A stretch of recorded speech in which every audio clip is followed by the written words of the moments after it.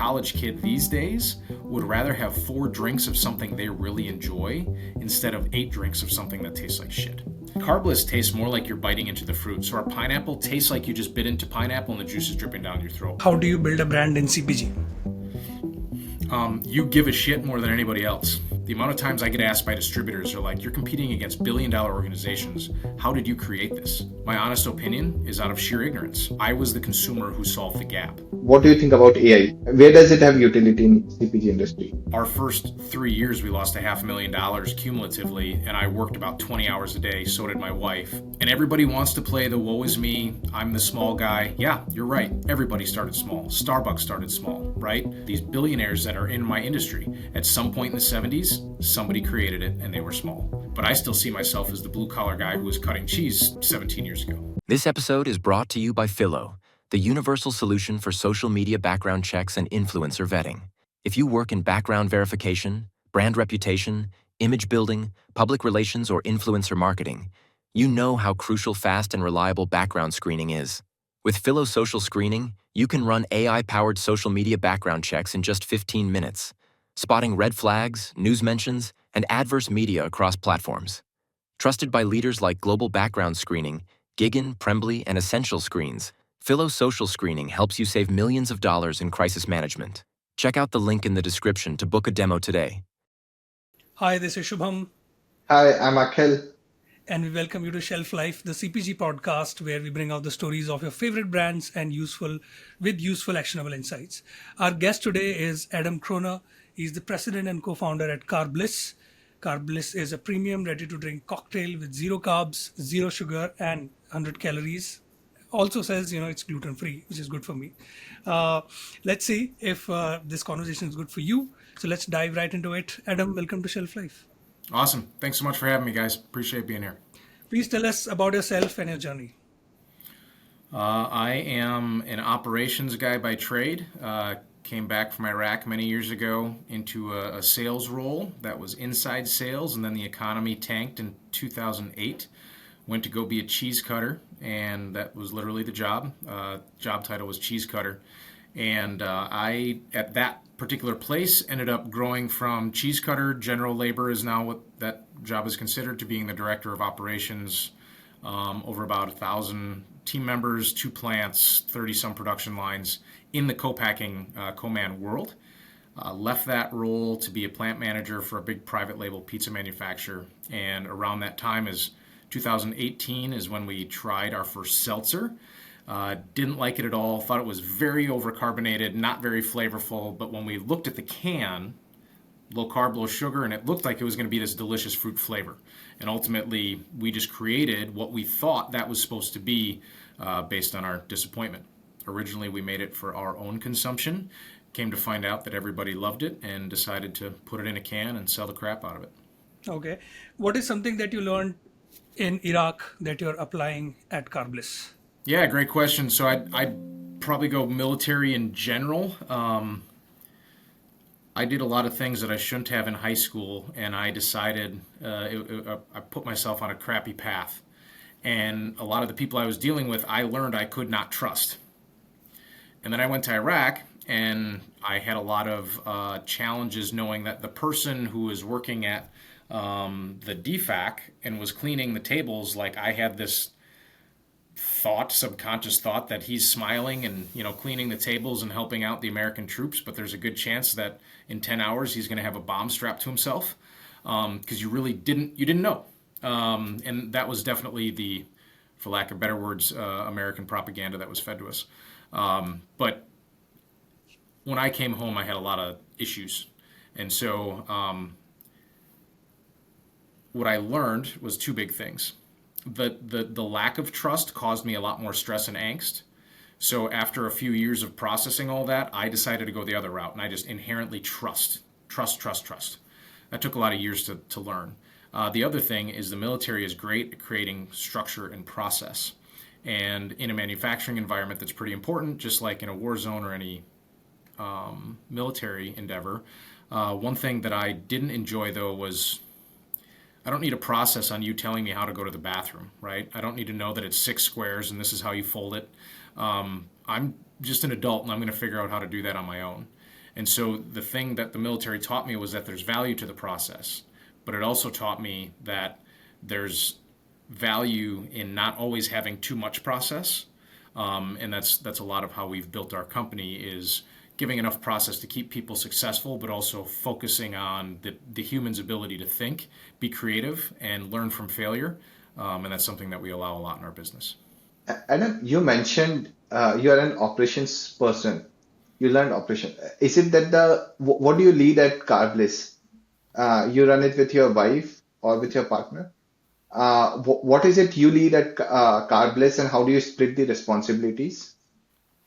So Amanda didn't actually come into the business full time until January of this year. So the beautiful part of how we didn't put a role on her. So I had operations and sales background. She had an accounting and finance background. So as we were building it, basically we would start hiring for either what the business needed the most or what was less in our skill set. We've always kind of maintained this separate. We have very different thought processes. So we always like to say if it was just Adam and a bunch of visionaries on creating and selling Carbliss, we'd talk about all of our great ideas. We might have gotten it into market, but we might not have scaled and then became profitable relatively quickly. If it was a bunch of Amandas in the business, it never would have became a business because they would have looked at all the risks and just never done anything about it. So it's been a really good blend of personality, and even as a husband and wife, as we grow in this business journey, is this trust in how we operate a business. And so now with not putting a title on it, really she's basically like a co-CEO. There's no title, but if I'm not around because I travel a lot, people know what I'm particular about and they'll wait to talk to me about it. And if it's not something I'm particular and they just want insight, they'll just go ask Amanda, and we just run that way, and it works really well. Got it. How big is Carbliss today, and how are the teams structured? Like how many people would be there in each team? So Carbliss is coming up on selling its 9 millionth case. One case is 24 cans. We'll probably cross that threshold in the next month or two. We've been in existence since 2019, and to give you an idea of scale, our first year we sold 2,200 cases. Our second year was 7,000 cases. Our third year was 40,000 cases. Our fourth year was a little over 400,000 cases. So all that combined is maybe 600,000. So a lot of our growth has been in the last 3 years or so. As far as structure, we have an EVP that's in charge of all sales, so business development, route to market, as well as chain. And then we have a head of finance, a director of operations and quality that manages the whole co-pack network, and his whole team, and then marketing and HR. Relatively small skeleton crew to support the sales team. So we have about 82 people on our team, and I believe about 60 of them are in the sales part of the organization. The rest of them are there to support it. Got it. You also mentioned co-pack network. What is a co-pack network? Can you explain that in more detail? So I think, from a consumer side, most people don't realize when they're walking through Walmart that when they see like Ritz crackers and then Great Value crackers right next to it, that a lot of times a brand and that white label could be made in the same place. So a co-pack network is we don't manufacture anything. We have the recipe. We have the rights to the recipe. In beverage and food in general, you can't really patent it because it doesn't do you any good. So we basically have to have the recipe under lock and key. We give that to our co-pack partners. We do all the logistics. We buy the cans, we buy the 4-packs, the 8-packs, the tray. We buy everything. This co-packer, co-manufacturer, depending on how you want to look at that, takes all the ingredients and puts it together into a sellable unit for us. So we have 6 of those in the kind of central to eastern U.S. And Adam, what is the story behind this name? Because it's also, spelling is not exactly, what it intends to be. Carbliss. So what is why Carbliss? How many carbs does it have? 0, nothing. Boom. So the interesting thing is, as we've grown, The original intent was no carbs because we were doing keto. That's why we tried seltzers. We didn't like them at all. And then when most of the seltzers were a gram or two of carbs. We were able to formulate it using vodka rather than malt. So we were able to get to zero carbs. And knowing that's what we were looking for on the keto side, it was like, it started with carbless, Carbless. And then somewhere in that journey, I remember Amanda sending me a text where she said, "What about carbless?" And all we did was change one letter. It does make it a lot easier to trademark, I'll tell you that. And then the second piece is we're able to use that list with a lot more play on words because now BLISS is bliss. So our first marketing campaign was Find Your Bliss. There's a lot of people that, make the comment less is more. So our tagline is less is more. And we're able to kind of put that into many different things. And I think the fun thing now is when you see like, oh, that was relatively effortless, we will make it BLISS. And that just is one of those like subconscious things that even though we don't have those all trademarked, I think we're almost training our consumer to start seeing those different things that'll, even if we're not talking about carbless, when you say it's effortless with an I, they're going to start thinking about carbless. And Adam, you mentioned whom do you compete against? Like when I, as a consumer, is going, it's a ready to drink cocktail, but whom am I comparing it against? Where do I position it? Yeah, I mean, transparently, as a beverage company, whether it's alcohol or not, I will argue that anytime, I mean, you just took a sip of something, anytime I want share of stomach, right? So, high level goal is I'd love for everything you consume to be carbless. Now, if you want to keep your job, that's probably not the best idea. So in beverage alcohol specifically, our biggest competitor would be High Noon. They're the largest RTD seltzer on the market. We don't identify as a seltzer. Cutwater is a ready-to-drink cocktail in a can. Really, our product is a combination of those two things. It's a flavorful RTD in a can. It just doesn't have carbs and sugar. So in Bev Elk, I'm competing against everybody, but specifically in our data set, High Noon, Cutwater, Neutral, Surfside, Sun Cruiser, anybody that is a canned beverage, we're really competing against. And what makes Carbliss differentiating? Is it just the 0 calories? Sorry, 100 calories? Is that the thing? What makes it unique? What's Yes, your the right to win? calories come from the spirit base, and the basic math is if there's nothing else in it that creates caloric value. Alcohol is about in a 12-ounce can, 1% ABV is about 20 calories. So we're 5% ABV, so it's 100 calories. So I will share like High Noon, they're 100 calories, but they're 4.5% ABV. They use fruit juice, and that juice has sugar and carbs. And so they had to reduce the ABV in order to not go above that 100 calorie marker. We use fruit extracts, which is how we get 0.0. The 0.0 is great in the grand scheme of things. When you look at the dollar sales that High Noon sells on a national level, 2 to 4 grams doesn't make a difference to the consumer. What makes a difference is our flavor.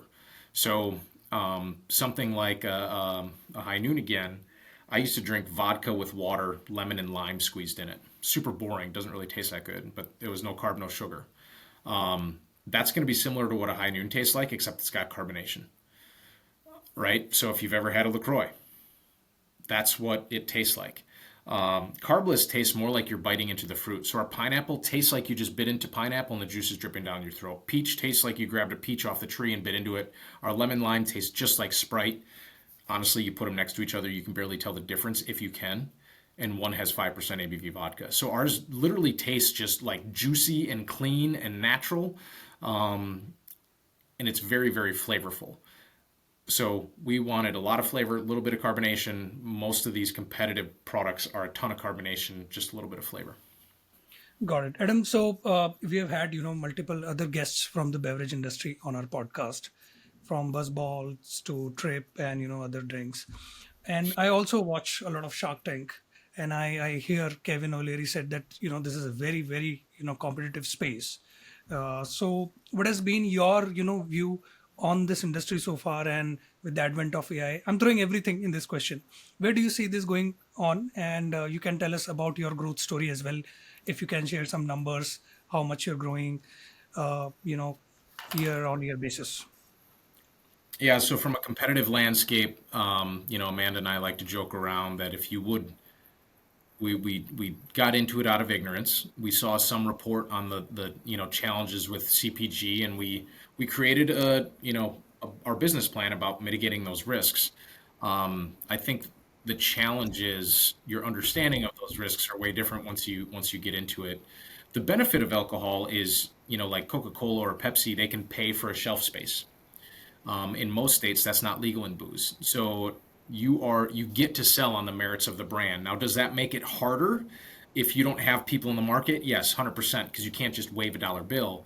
But it makes the people like us who don't start with a dollar able to compete because we can sell on the idea of the brand, the liquid of the product, rather than who had more money to buy the shelf. So the challenging pieces that we ran into was understanding the laws in each state. The law is generally the same, but each state views them drastically different. It's almost like OSHA.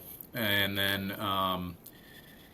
the large problem we had is we didn't want to fundraise. We didn't want to go to venture capital. So we had one angel investor in 2021, and we limited our growth for a few years, literally because we didn't want to fundraise.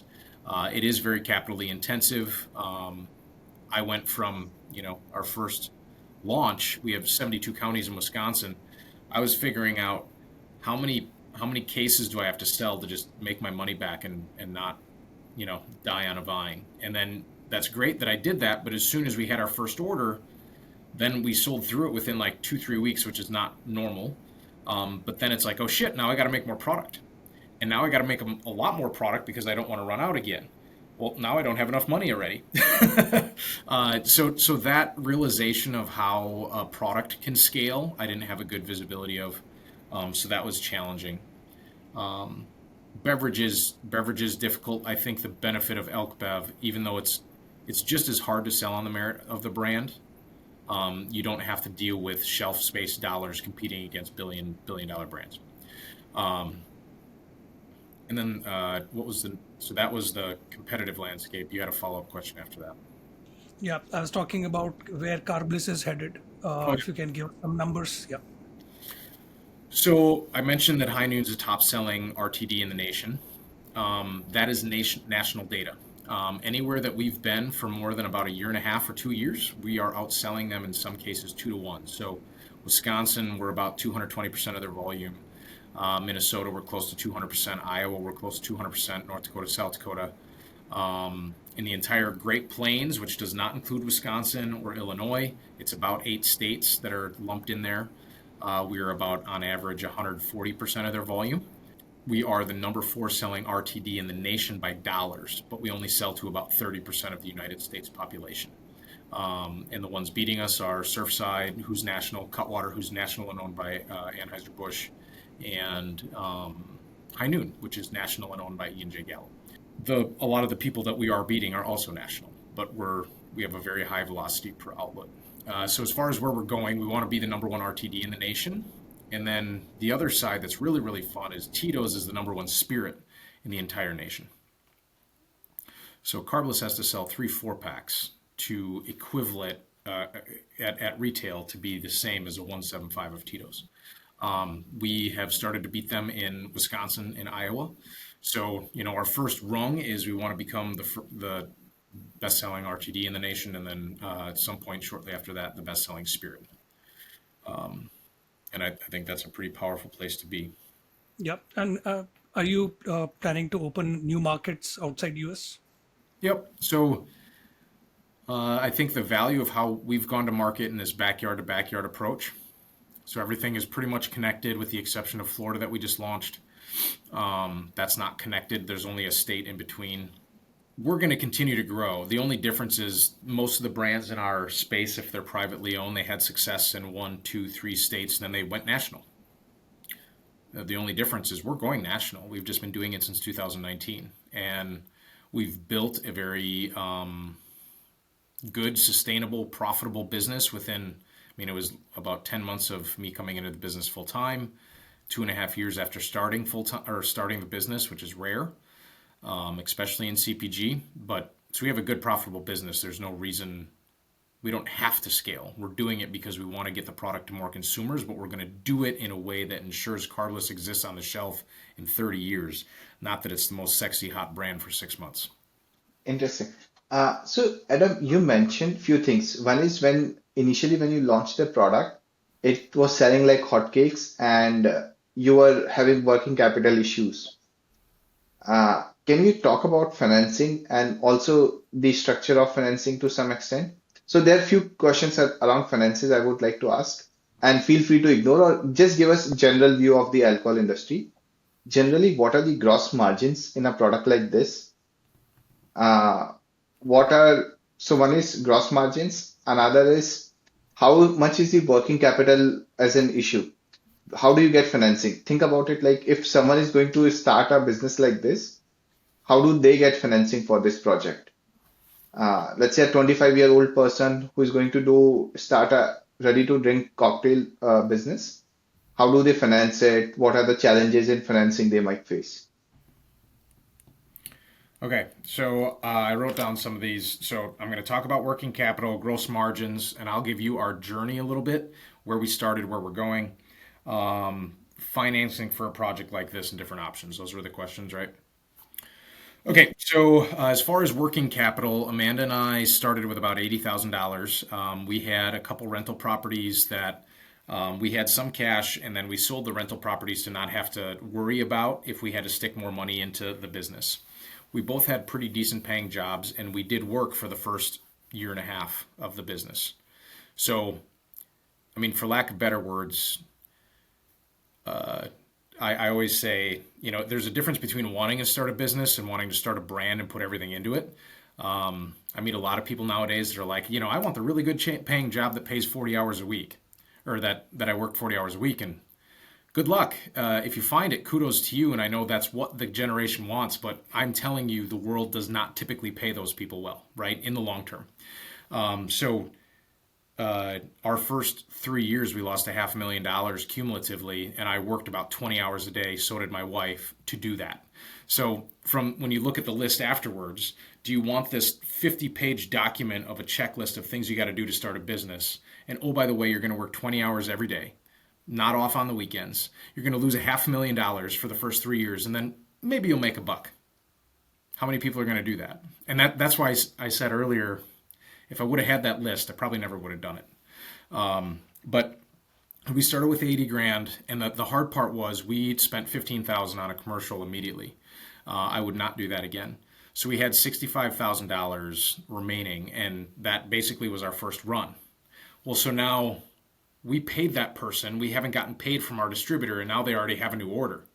Except for we're a new customer, so the co-packer's going, pay me because you don't have credit. And I'm like, but I don't have money. I'll pay you when I get paid by these guys, right? We started a 18% gross margin. I think one of the biggest challenges and I'm so glad I did, because we have not changed our selling price to date. Every bit we are now at about 61%. Every bit we have earned through selling more product. And the challenge is, I think a lot of CPG founders don't think about having to earn the right. You can start out. I would have started out, if I started out at 60% gross profit, yeah, I'd be at some ridiculous number right now. The problem is I would have priced myself out of the category. Your cash constraint is not the consumer's problem. And everybody wants to play the woe is me, I'm the small guy. Yeah, you're right. Everybody started small. Starbucks started small, right? Ian J. Gallo, these billionaires that are in my industry, at some point in the 70s, somebody created it and they were small. So like the excuse is easy for us to make ourselves feel good, but it's not the consumer's problem. So everything we earned was on volume of scale, buying efficiencies on the ingredients. The big one was cans. We started out with labeled cans like my buddy BJ's brand here. This is digital print. Ours was a shrink sleeve. Actually, I have it right here. So this is like one of our first cans produced. It's got this shrink sleeve on it. Well, this is about 3x the cost of having it mass produced in print like we do now. And so when you think it's 3x the cost and there's 24 in a case, that particular piece saved us a ton on our gross profit. But again, the fact that I can't afford to buy a truckload of printed cans is not my customer's problem. So yeah, started at 18. We're at about 61 now, and honestly, I think we'll max out about 63. I don't. There's not too much more to be had on buying efficiencies until we get more scale. Financing for the project. A few different ways we see this. We started with the money. We did get a $50,000 line of credit from a local bank. By the time we rolled into, that was 2019. By the time we rolled into 2020, we had gotten that to be an SBA-backed $350,000 loan for the year of 2020. And then we had an angel investor approach us. We originally said no. We ended up learning more about what investment meant and how that could help scale a business. And we ended up giving them close to 7% of the business for the $1 million. It was based on a $15 million valuation. We got that cash in early 2021. That money is what allowed me to quit my job because my job was literally funding the losses of the business. And so I started in the company the same day our very first hire did, which is a boots on the ground salesperson. She's a market manager, and we've been growing and scaling ever since. So that was 2021. We hired our first person in May, and now it's 4.5 years later, and our 82nd person is in the office starting today. Right. And how is an alcohol brand typically valued? Like, is it so as a software company, they are typically SaaS typically used to be valued 10x. Today, Microsoft, Google, they are valued way more than like 10x their revenue. But that was typically for software. For consumer companies, many I know skincare, etc. When we speak with other guests, their businesses are valued at 4 to 5x of revenue. How? So I think we're seeing this landscape change. And so when we go back to money was free 15 years ago, which was when a lot of this tech stuff was happening, right? Then you have the likes of like WeWork and even Uber for the longest time was not profitable. At some point, they were like, the VCs were like shitty gamblers, right? I'm just going to put money in hoping eventually I don't lose, right? In the CPG world, what you're starting to see is those companies cannot sell. And this is just my opinion, but I was told the original reason we did the angel investment thing was I was told that your company will sell on 6 to 8x revenue. That is no longer the case. If you do not have a profitable drinks brand, I do not see you selling. I really don't. The companies that are looking to buy are done with that. And because the money is no longer free, meaning higher interest rates, the dry powder in that complete world, they'd rather bring in an immediate margin accretive brand that has created profitability. And what you'll see, beer is generally a high volume item, lower margin. Spirits are generally a lower volume, higher margin item, and spirit RTDs are right in the middle. They're higher volume, not as high as beer. They're higher margin than beer, significantly, but they're a lot lower than a spirit bottle. Like Four Roses, they just said was going out to market. What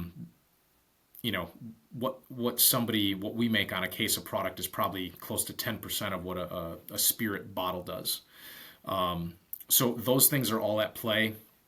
I think in our space, you're probably going to see somewhere between 8 and I'd say 6 and 10x EBITDA. I don't even think the revenue multiplier is going to be a conversation unless there's something systemic in your business that a strategic or a PE company can immediately remove and make it profitable. But I don't know how much of that there is out there. Personal opinion. Got it. And you mentioned spirits is a very high margin business. What are typically the gross margins in those businesses? I honestly don't know. From a sheer dollars I don't know what the margin percentage would be. I would guess somewhere in the 70s and 80s, but the difference being the sell price, right? So 1,000,000%, 1,000% margin is great, but if it's on a penny, who gives a shit? So when you think about selling 12 bottles of Four Roses, you're probably talking about and I'm making up numbers. None of this is any bit accurate. A case of Carbliss, when it's sold to retail, is somewhere between $50 and $60. A case of, if you sell a whole case of 4 roses, I wouldn't doubt that's somewhere around $500. So the little bit more margin, but on that dollar value is a ton more dollars for each individual transaction. So my question is, which Mark Cuban often says that if I have $1,000 and in the next 6 months I'll only do sales. So if you can go back in time, what are the, let's say, 3 things that you will not do which you did? And take it like an advice you're giving to your younger self or a younger person who's starting out. Go back. I have the 3 things. What did Mark Cuban say if he had $1,000? What? Yeah, I'll do just sales for the next 6 months. Just pick up the phone and call people and get in touch with so many people and sell only. Gotcha.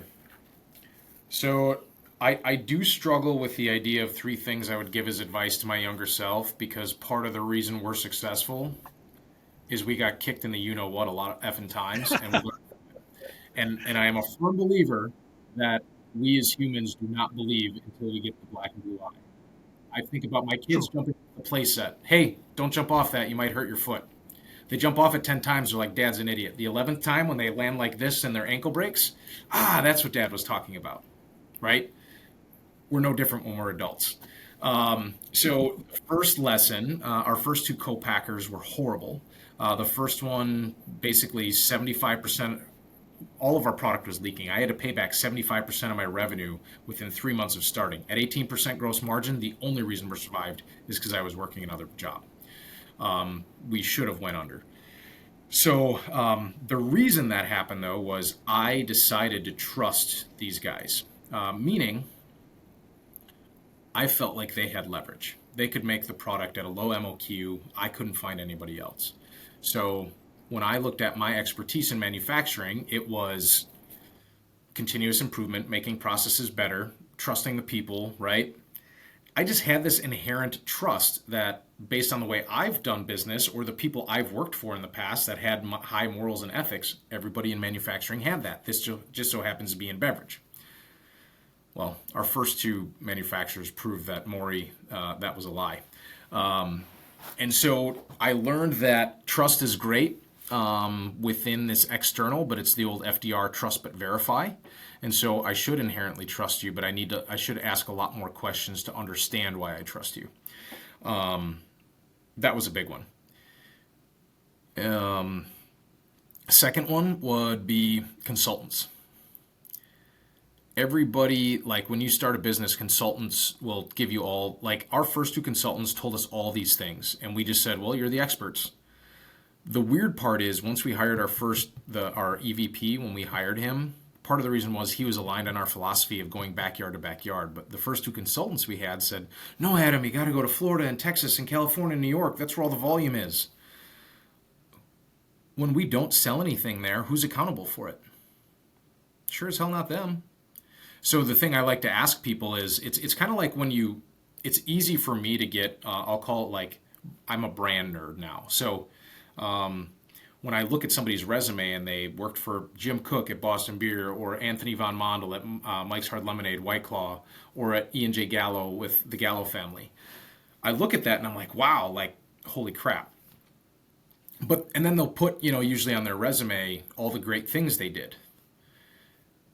And it's one thing to believe that, and they were part of the team, but not one individual made all that growth. And so it's similar in this consulting world where they'll tell you everything you want to hear and what you should do. But the realization is when it doesn't work, who owns it? And it's always the owner, right? And also, please tell me when you put your money on the line and had to make the same decision. If the answer is never, you're probably not my consultant. That's a hard pill to swallow because you need help so bad when you're starting out. And the only people generally willing to help you, I don't want to stereotype all of them because I know there's some good ones out there, but most of them, they worked for another company, had an unlimited P&L, never had to question a dollar, and now they're going to go try to tell the person who has 50 grand how to spend their money. Yet they probably can't manage their own bank account, and I saw that with a few consultants. They couldn't pay their own bills. which means that they can't manage their money, but then they're going to tell you how to spend yours. Don't take advice from people you wouldn't take criticism from, or don't take criticism from people you wouldn't take advice from. Is the way I meant to say that. A wonderful mantra for life. Third one. Tell us a personal anecdote. Give us, something, a self-realization, self-discovery, or something that you realized about yourself later on, of course. Imposter syndrome is real. I have a friend who's so the company I worked for and worked to be the director of ops. Still good friends with the guy who's now the executive vice president. He's about 2 or 3 years older than I am.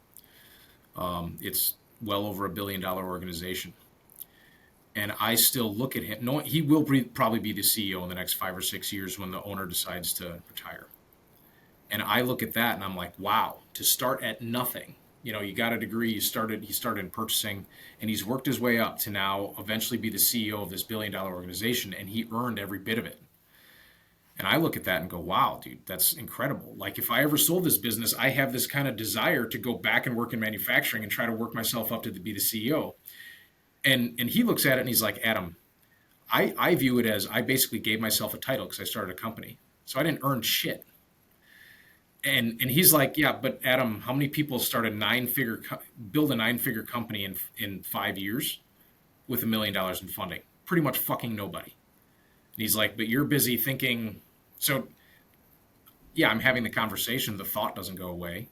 I'm still just a normal freaking dude. And I think when people see what we've done, it's like, oh, the CEO of Carbliss. From an external perspective, I can understand being that person. But I still see myself as the blue-collar guy who was cutting cheese 17 years ago. So yeah, the imposter thing is super real. And the more founders I talk to, I don't think anybody doesn't have it. Everybody just talks about it differently. But it's very interesting that it's coming from a war hero, essentially. So the listeners of this podcast will think, like, if you can, be dealing with imposter syndrome, then it's pretty eye-opening. And I feel it's like an entirely, different podcast episode with you, particularly on imposter syndrome. No, I would second Adam. I also feel it every day. So I would second with him. Well, it's hard because I think we all aspire to do X things, right? So I was listening to Aaron Rodgers and something the other day, and he said, from the day he was 6, he wanted to win a Super Bowl. And then in 2011, he won a Super Bowl. He's like, well, shit, now what? You just did that. You thought this was this lifelong dream, and now you're in your mid to late 20s, and you just won the Super Bowl. And I think part of it is if you have this aspiration and you get to do it, like, it's like, well, I must have just, did I get lucky? Like, I can think that, and then I think about all the 20-hour days, and there's not a ton of luck in 20-hour work days. But psychologically, I don't know that we can accept that we're doing what we want to be doing. So, Adam, does having a family help in this regard? Does having children, and having a happy family, supporting family, does it take away from that pressure? I learned something else that took away the pressure a long time ago. In 2017, actually, I'll tell you about it here in a second. I think the family keeps me grounded. The ability to go travel and do what we do, and then now we get offered to go places all the time. We spend a lot of money with big ad agencies, and so we get offered to go places literally almost every 2 weeks. We stay home and don't do that as much because we do it with our family, or we say, for example, we sponsor the Colts, Indianapolis Colts, and they said, hey, Adam and Amanda, can you come visit us? We said, we will, but only if we can bring our whole family. So now we get to incorporate our girls. That definitely helps keep grounded. Transparently, I could probably grow faster if I didn't have a family, but I don't know that the faster would be more meaningful. And I always think about, like, what we could sell our business for. 5 years ago, I never even thought the number was possible. And so some people are like, oh, you should go until you're $1 billion brand. And it's like, well, what's the difference between where I'm at and $1 billion? Like, seems like pride, because the first number I wouldn't be able to spend. Yeah, I don't know that answered your question. That does answer. Okay. Yes, it does. Yeah. Adam, I would just like to continue on a previous point you were mentioning about ready to drink. I want to understand how this space will evolve over next 3 to 5 years? What are some interesting bets to make? So thinking from two different perspectives, as a business owner, how would you think? And let's say if you were to invest in another ready to drink cocktail brand or another business, what is the kind of business you would like to invest? And that what are the trends that are coming in? Okay, so I'm gonna we actually use this in a lot of our pitches. So I'm gonna and I'm stealing this from our EVP Mike. How will the space evolve? So let's go back to 2018 when I tried seltzers and when they first launched. How many people tried seltzer the first time? They're like, wow, these are going to be popular. Pretty much nobody. They're all like, these don't taste good. They're not very flavorful. And then it just became this kind of low carb, low sugar craze within alcoholic beverage, which quite frankly Michelob Ultra made popular. And then now it just wasn't attached to a beer. Insert COVID, boom. Well, at some point, all the distributors and even the suppliers, they went from this constrained position on inventory to, oh my God, we just can't make enough of this stuff. And then somewhere in 2022, people discovered the likes of something like High Noon, which is a premium version with vodka. Nobody saw the seltzer train slowing down in the malt space, but it did significantly. It retracted and then went more towards these premium-based items. What we're seeing in Bev Elk is they're going from malt-based seltzers to spirit-based seltzers or flavored malt beverages or spirits that are flavorful. So they're basically saying, I'm seltzered out, give me flavor. So as a business owner, I'm bullish on the fact that, like, I've probably sampled 20,000 people. I bet you 300 to 400 times, which doesn't sound like a lot, but when you think about bar owners and the amount of times they get pitched, have said to me, Adam, forget low carb, low sugar. This is the best drink I've ever had. And it's consistent. That compliment is not something that people will get often. The thing I look at is because our flavor, it's not too sweet, it's just right in the middle. Like, again, it tastes like this inherent fruit. So I think, how can somebody make a better product? Basically, they have to figure out how to make vodka less than 20 calories per ABV. Otherwise, you can't make it less carbs, you can't make it less sugar. Right now, it's scientifically impossible to make it less calories. So then it goes to flavor. And do you like the flavor? And we've proven in our markets that by far and away, the consumer prefers our product way over any of the seltzers. The challenge with that thought process, and that moves me into the RTD cocktail, is the reason we created this is because I was a dumb consumer that didn't know any better. The amount of times I get asked by distributors, they're like, you're competing against billion-dollar organizations. How did you create this?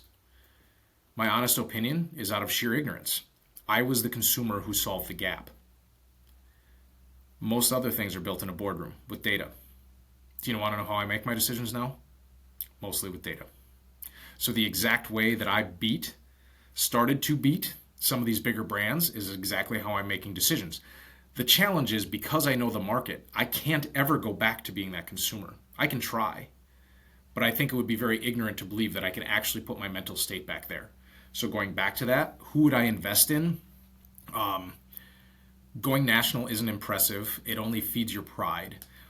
If I would invest in something, it would be a different offering that supports the carbless mantra. But we do have the parent company is SN Food and Beverage, so it doesn't have to be carbless. But it would be something that supports, I would say, the ethos from an ingredient perspective or whatever. And I would keep that very vague because I don't know what somebody could create. But the biggest thing is, going back to what I said, we're the number 4 brand, and we only sell in 19 states, 30% of the population. I would want somebody who is disciplined and didn't let their pride and ego take over, and they sold the shit out of it in one spot, and then they slowly grew and sold the shit out of it in that spot. Selfishly, it's exactly what we did, but I think the only thing that makes you grow fast is ego, and we would be looking for somebody that doesn't have that. As you said, backyard to backyard. Yeah, and I would say backyard to backyard isn't always the answer. For our individual product and our company, I thought it was the best answer. I think it would be more the backyard to backyard. If we back that up, our philosophy is a mile deep and an inch wide rather than a mile wide and an inch deep. So if you want to do it that's not backyard to backyard, the important part is supporting it. Because if I sell a lot in Wisconsin, then I go to Texas and think I can just ship them product and not show up and it's just going to sell just like it does in my backyard, it's like, how is that going to happen, right? Now, if you said, I'm going to do that. And Texas, let's say it's a ranch water, tequila and soda water, right? Well, I want to do that because that's huge in Texas. And yes, we did it well in Wisconsin. But here's how I'm going to support it to mimic exactly me living in Wisconsin and having 5 people here. I'm going to launch, so that's where I'm saying backyard to backyard work for us. It's more about having the approach to support the market because a lot of distributors will tell you they'll build a brand, but it's the supplier's job to build your brand. It's not somebody else's job to build your brand. But that's usually the easy answer is I'll just get the distributor and they'll do the work for me. I was about to come to that. How do you build a brand in CPG? You give a shit more than anybody else. Our first business plan, I think at some point we're going to probably mint it in gold because everything we do is the fucking opposite of what we wrote down. It was, hey, in Wisconsin, we have a liquor distributor. They have 300 salespeople. I'll never have to hire one. I have 6 salespeople in Wisconsin. I have more than Anheuser-Busch. But part of it became, what's our difference? And so I have a ton of respect for Mark Anthony brands. They have White Claw, E&J Gallo, High Noon. But when I looked at those brands, I viewed them as faceless. Nope, not personable. It's a brand, and they do a great job of getting the brand to correlate with the human. That costs a lot of dollars to market. Dollars I did not have. So our approach was, how do we compete against brand and corporation? Personability. Well, I can't sell to every place, but I can hire people that has our mantra and our ethos and has a brand that can then be the personal storyteller day in and day out in every single market. And I mean, that's how we've chosen to do it. I always say, if we were selling a bourbon, right, we would not do the same things. It's a different consumer. It's a different sell story. It's a different desire for the product. If I was selling an NA product, I would do it differently. But part of it is knowing who's your consumer, where do they buy in mass, and where do you get them to try it and hopefully pay to try it. Right. Adam, quickly, a very basic question. You said that you have recently, reached the 9th million, you sold the can, and it has like 24, cases, and it has 24 cans. So you just said who's buying. So who's the ideal profile that is buying Carbliss? Is it young men, old men, on the run, ladies, Yeah. gents? Yeah. So going back to our business plan, we originally said, even the White Claw thing, there was like, oh, well, that's a girl drink. And then it became accepted by males. And then High Noon, I think they did a good job of adhering to males at first. And so there's this thought, I think that the skinny can, right? And we admittedly developed it to be female driven because 85% of the grocery decisions are made by the female. So our thought process was design it for them to pick it up. Then they go home. I'll use a lemon lime, for example. They're drinking it. Oh my God, honey, this tastes good. The husband tries it. Holy shit, that tastes like Sprite. And then the next time he goes to buy it, he doesn't give a shit because he knows it tastes good. But that was the idea. We originally said 25 to 45 for male and 25 to 55 for female. And the thought process for that was, I'm now 38. At this time, I was 31 or so. The thought process was the male that is above 45 is maybe a little more stuck in their ways on it's a girly drink. So we wouldn't be as likely to sell to them. And then we started with 25 years old because this was before High Noon launched. What High Noon did for the market was they made it acceptable to pay $10.99 or $11.99 for a 4-pack because spirits are taxed so much higher. Before that, our bet was the college kid won't pay for this. What we have found since then is the college kid these days would rather have 4 drinks of something they really enjoy instead of 8 drinks of something that tastes like shit. So that price point premiumization is mainly because of tax, but that shift in consumer premiumization has really, really helped us. What we're finding is we're the best-selling product in the, down by the university where all the 21 and 22-year-olds are. Our number 13 selling chain is the American Legion. So I just want to use those 2 graphics. Also, our top selling bar is right across from Lambeau Field. So, big sports bar, whatever. Those 3 demographics we're selling a ton of product in, and that is aged from 21 female to 85 male. I think going back to the concept of the product is something that people just always wanted. And the amount of times that I've had people drink it, they've tried all the seltzers and they're like, I hate seltzers. And then they try it and they're like, oh my God, this is great. Then the people that love seltzers think it's the best one out there. Ultimately, it is the culmination of what everybody was looking for from a flavor perspective out of the seltzers and just thought nobody was ever going to make it. Interesting. I would have wanted to go in that side, but given we would be short on time, I want to switch gears and ask on a different side. What's your view? Like today's stock markets and everything is very bullish on AI. Do you think there is a utility of AI in consumer goods businesses, CPG industry, in beverage or any other industry? Or how do you do your dashboarding or real-time insights? So basically two things. What is your software stack looks like? How do you do dashboarding, real-time insight? What do you track over there? And what do you think about AI?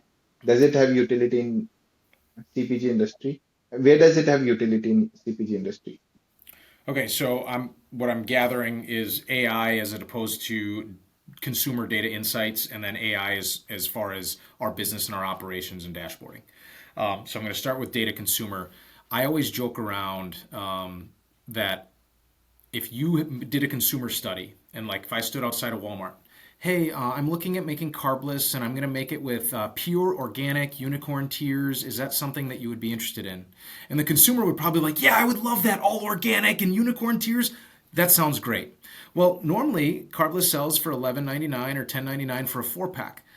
We're going to come out with a unicorn tiered version, all organic, all certified, and it's going to be $25 a 4-pack. Is that something you'd be interested in, Mr. and Mrs. Consumer? In that survey, the consumer will say, yeah, I'll buy that. And then as soon as it hits the freaking shelf, they're like, oh my God, you're price gouging me. I can get the same Carbliss over here for $11.99. You're laughing. You know exactly what I'm talking about. So I think, there's a company called Numerator, I think, in our space where they, if you sign up, they'll take your receipts and you upload them. And they watch your shopping pattern by receipts. We've been able to gain some very interesting insights there because it's, hey, I was buying High Noon and then I bought Carbliss. Well, there's a difference. Do you keep buying Carbliss after that? Or do you then go back to High Noon? Well, those are two different consumers. Does one swap back and forth? That's a third different consumer. That's been interesting to get insights and ask the consumer some of the whys. And sometimes that can be availability. Sometimes that can be flavor and taste and parties and whatever. But we did another one where we grabbed people who had tried Carbliss and they didn't know that it was a Carbliss study, but it was like in person. And we're betting off of them remembering something from 6 months ago. And I think those are great because they're real and it's human. But we create a lot of freaking stories up here, right? And so I'm asking for the story that's so important to me. And as I'm watching them, it's like they just made 40% of that shit up. Whether they were saying they loved Carbliss or they didn't remember it, they're making it up for the most part. Because you can see them going, they're rebuilding the memory, right?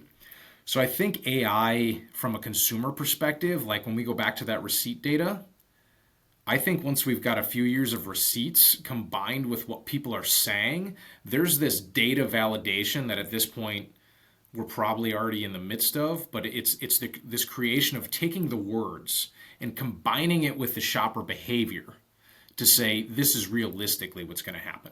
Adam, you're right. They're not going to buy the unicorn tier all organic Carbliss for $25, but if you could get it down to a price point of $14.99, your normal consumer would buy that.